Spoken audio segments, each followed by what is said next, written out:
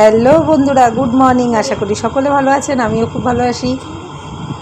খুব ভালো আছি। আজকে হচ্ছে শিবরাত্রি, সোমবার, তাই বাবার মাথায় জল ঢালবো, উপোস থেকেছি। তার জন্য এখন আমি আমার বরকে নিয়ে চললাম গঙ্গার ঘাটে।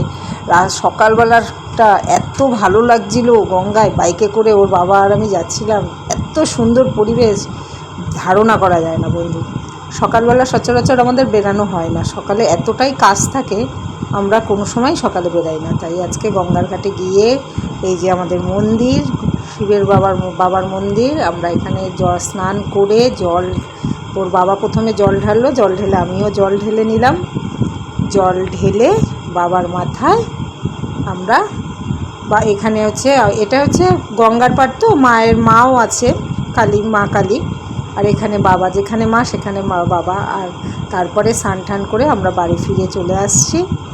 এখন বাড়িতে সেই একটু বেলা হয়ে গেছিলো, কিন্তু তাও পরিবেশটা ভালো লাগছিলো। বেলার দিকে আমি, আমার শাশুড়ি, সবাই মিলে, আমরা দুজনে মিলে আমরা বাবার পঞ্চাননতলা বলে এখানে একটা মন্দির আছে, ওখানে গেলাম, দিয়ে পুজো দেব।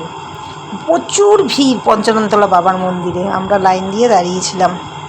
দেখতে পাচ্ছ কত ভক্ত। আর নীল পুজো মানেই তো মাদের সব পুজো, সব মারা সন্তানের মঙ্গল কামনার জন্য বাবার মাথায় জল ঢালছে।